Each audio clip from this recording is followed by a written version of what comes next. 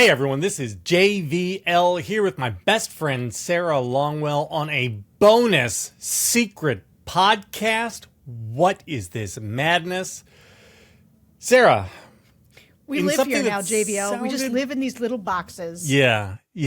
In something that sounded like an emollient, perhaps, over the weekend, the government of Qatar, meaning their royal family, said that they're going to give Donald Trump like their nicest plane. It's a decked out 747 worth something like $400 million, which Trump confirmed last night that he is going to, it's a personal gift to him.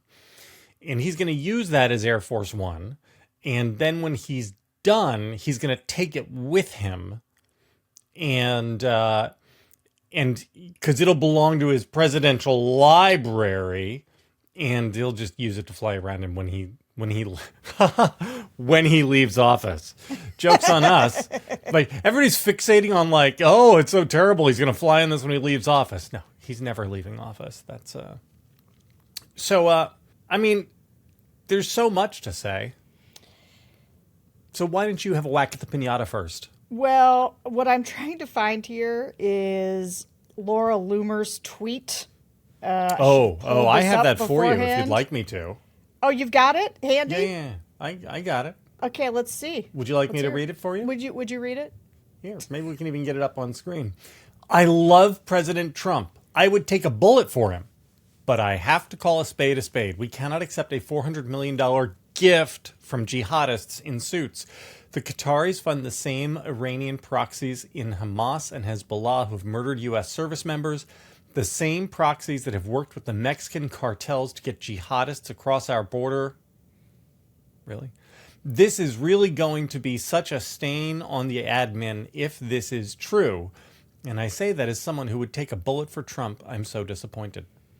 First of all, quick commentary on the commentary. The fact that we go to Laura Loomer first is weird, but it feels necessary considering she's a Trump whisperer. We now have to take this incredibly weird. I mean, how intense is it that she has to say twice in her tweet that she would take a bullet for Trump? This is the level of commitment you have to identify before you deign to disagree with this, like, very obviously, nakedly, gobsmackingly ridiculous level of corruption. You got to be like, twice, take a bullet for the guy, but also, he can't take this plane. What are we doing here? And so when you've lost Laura Loomer, it means you're really out of bounds, because she basically has no bounds. Although hers is probably tinged with a certain amount of weird Laura Loomer kind of racism too. I don't know. Look, work with me on this for a minute. Okay. I think Laura Loomer is unique among MAGAs in that she has become more normal and more serious over the last decade rather than the other way. She is less crazy now than she was a decade ago and is much more, I mean, you know, she is what she is, but she is less of a raving crazy person than she was when she was chaining herself to the front doors of Twitter headquarters, and is like more responsible-ish than she. I'm not saying. I mean, only by her own standards. Only by her own standards. By her own standards. Everybody else in MAGA goes the other way. They all get crazier over time, right? Yeah. They do like the Rudy progression, or the Jack Posobiec progression. Laura Loomer, she's really grown in office.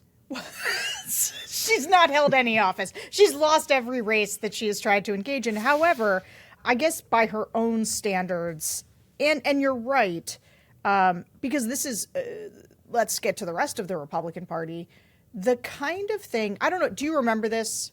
Do you remember the Clinton Foundation? Yeah.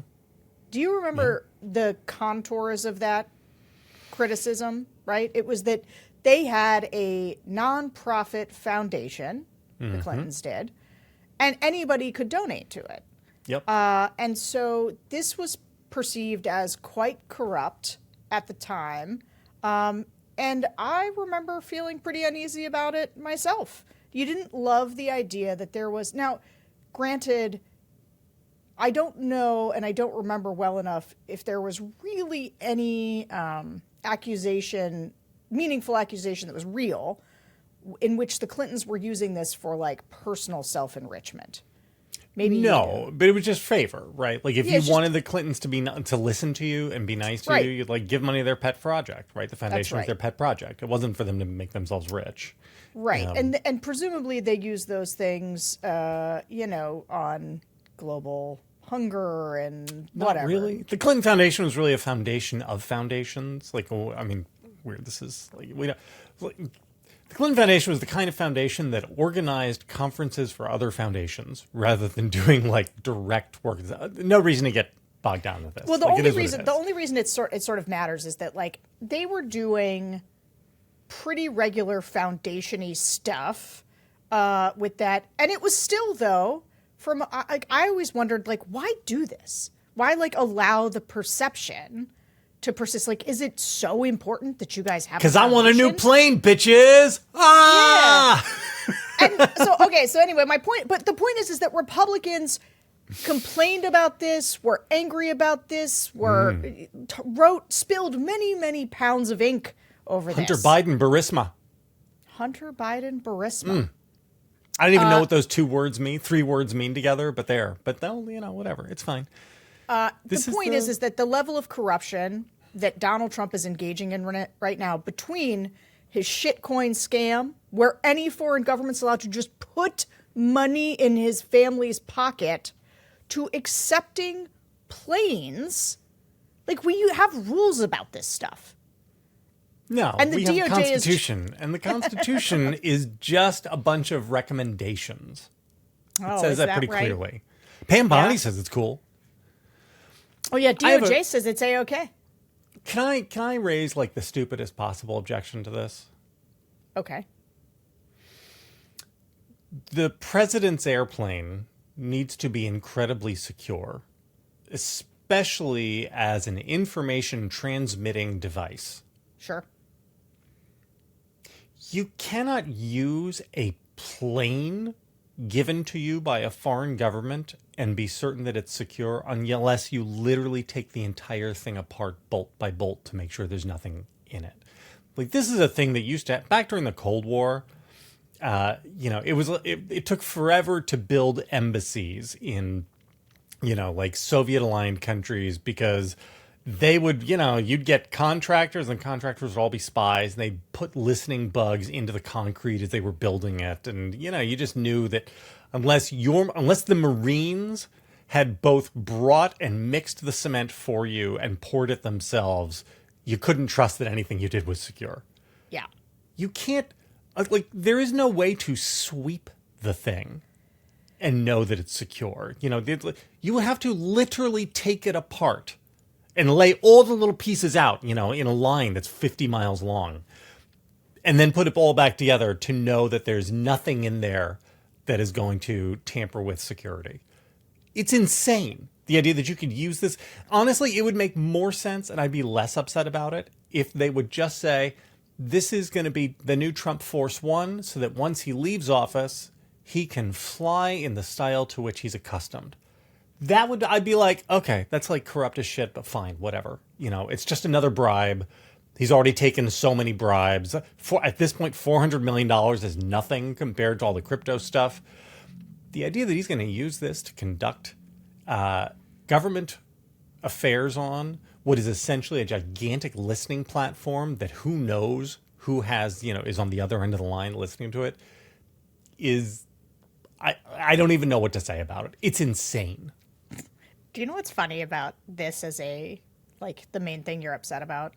Is that, as best I can tell, this administration has given up on national security completely. I know. This is just like my neocon, They're just like on their phones, their personal devices, using a commercial. The defense is, we just use Signal anyway. Like, what does it matter if the plane's compromised? And Donald Trump just keeps all the national security documents in his bathroom and top secret. This is such a good point. What? The next extension is that we're literally going to take a plane from Qatar that's just like broadcasting to all the Middle Eastern countries whatever Trump is like, vomiting out that day. Like, yeah, that seems about right for this administration. You make a good point. My issue, which is why my issue tends to veer more toward the like unbelievable hypocrisy of an entire party on literally everything that's happening right now. And it's not just hypocrisy, it's a level of irresponsibility. Because to your point, right, a serious political party balks at the idea of Qatar giving us the plane. And also, why is he need it from Qatar? Oh, he says that Boeing's not making this fast enough. And your point about the style to which he's become accustomed, that is it for Trump in part. He's like, I don't want to fly around in like the old something. Trump Force one is kind of crappy, right? Yeah, it's not good. It's not the best that money can buy. So like, it's not good for me. This is where I do get almost JVL-ish with the voters, because this is one of those things where I was going to ask you about that. Not in terms of like you kind of do it in it's this is a stupidity thing. This is one of those where it's so tribal. It's so like, oh yeah, no, I genuinely got exercised about Hunter Biden, not the president, doing blow with hookers and the laptop that got fixed and like whatever, like in the most right-wing fever dream version of whatever Hunter Biden was doing, the access sort of selling, whatever. None of it. Hunter Biden was not the president, right? Donald Trump is the actual president. And he is like not just doing cocaine with hookers and like, he already paid off the hookers. That was like a thing he did before. This is like while he's president. And for people to just be like, they know it. This isn't one of those things that they miss. It's not one of those things that's white noise. Like the level of corruption. And it's pretty easy to understand. It's a free plane. Clear. Right. But like this, and look, the crypto thing is a little hard to understand, except not totally hard to understand. It's like not that hard. People are just giving him money. It's just in crypto. And so, maybe you think they're fake internet coins and like, but it means real money for him. Like, and so the fact that people are just choosing to ignore the corruption, and this is both the voters, but really your Eric Ericksons, your people who really, your Scott Jennings, the people who wanted to really get it, use that as a way to go right at the moral heart of... Not Laura Loomer. She's good on this. Yeah. Laura Loomer is solid on this. Yeah, this is the defense of the rehabilitation of Laura Loomer podcast. No, she's still a complete crazy person, but because she gets to whisper in Trump's ear and is basically an informal... What is she? She's like a weather vane for a particular purist MAGA, right? Serious question. If you had the opportunity to swap Laura Loomer in for Pete Hegseth at DOD, would you consider that an upgrade? I would. No. I don't know. That's like, that really is one of those. Yeah. I think it's an upgrade. Okay, the other big news is we got a deal on China. Hey fam, it's JVL. This is the secret show that Sarah Longwell, my best friend in the entire world, and I do every Friday. And now on Mondays too. It's a very special bonus extra secret show. We're just two best friends talking about the absolute end of democracy in America. I mean, what could be more fun than that? If you want to hear the rest of the show, though, gotta subscribe. Come and support us at the Bulwark. We're all in this together.